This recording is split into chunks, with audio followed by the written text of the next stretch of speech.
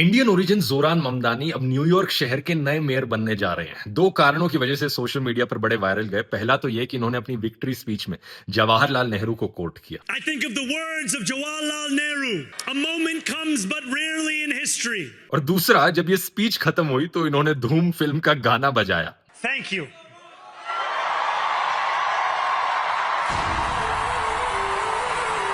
लेकिन ये दोनों ही बातें इनसिग्निफिकेंट हैं, क्योंकि असली कहानी जो यहां पर है वो सही मायनों में हिस्टोरिक है। आज से 10 महीने पहले जब इन्होंने अपनी इलेक्शन कैंपेनिंग की शुरुआत करी थी, अलग अलग पोलिंग एजेंसीज इन्हें 1% वोट शेयर पर बता रही थी।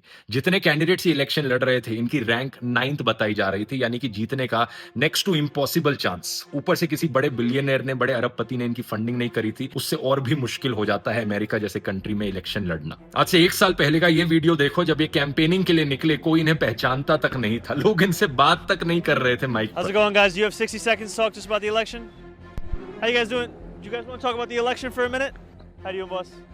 How's it going, sir? धीरे धीरे ग्रास रूट्स के लेवल पर इन्होंने अपनी कैंपेन की शुरुआत करी है। डोर टू डोर गए, लोगों के दरवाजे खटखटाने लगे, अलग अलग सोशल मीडिया प्लेटफॉर्म्स पर आवाज उठाने लगे, अपने अलग अलग वॉलंटियर ग्रुप्स बनाए जिनके जरिए अपना संदेश लोगों तक पहुंचाया। Would you like a flyer for Zoran Mamdani? I've come to talk to you about Zoran Mamdani. ये सही मायनों में 0 से 100 तक पहुंचने की कहानी है, और ये सब इन्होंने किया असली मुद्दों पर बात करके। इन्होंने एजुकेशन की बात करी, हेल्थ केयर की बात करी, पब्लिक ट्रांसपोर्ट को और अफोर्डेबल बनाने की बात करी। I will do so by freezing the rent, by making the slowest buses in the country fast and free, and by delivering universal childcare. हर समय इन्होंने बस जनता के मुद्दे उठाए और कभी भी किसी के खिलाफ नफरत नहीं फैलाई। हालांकि इनके खिलाफ एक अनप्रेसिडेंटेड लेवल पर नफरत फैलाई गई। लोग ऐसे मीम्स शेयर करने लगे कि अगर इसको वोट कर दिया तो मतलब 9/11 के आतंकवादियों को वोट किया जा रहा है। लिटरली इन्हें आतंकवादी बुलाया गया। लेकिन फिर भी जोरान ने अपनी आइडेंटिटी को नहीं छिपाया। हाथों से बिरयानी खाते हुए वीडियोस अपलोड किए। अमेरिकन राइट विंग लोगों ने जमकर इन पर रेसिस्ट अटैक्स किए, लेकिन फिर भी ये झुके नहीं। जो सही था हमेशा उसके साथ खड़े रहे। इजराइल के खिलाफ गाजा जेनोसाइड को लेकर आवाज उठाई। As mayor,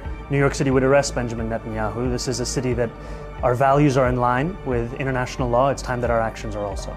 ये एक और बड़ा मुद्दा जो अमेरिका में बहुत सारे पॉलिटिशियंस टच करने से डरते हैं। तो आप समझ सकते हो दोस्तों कि इस सब के बाद भी इलेक्शन जीतना न्यूयॉर्क के शहर में सही मायनों में हिस्टोरिक है। The power belongs to the people. दुनिया भर के यंग लोगों के लिए एक बहुत बड़ी इंस्पिरेशन है, क्योंकि जोरान दिखाते हैं अगर असली मुद्दों पर कोई पॉलिटिशियन लड़े तो आज भी वो इलेक्शन को जीत सकता है।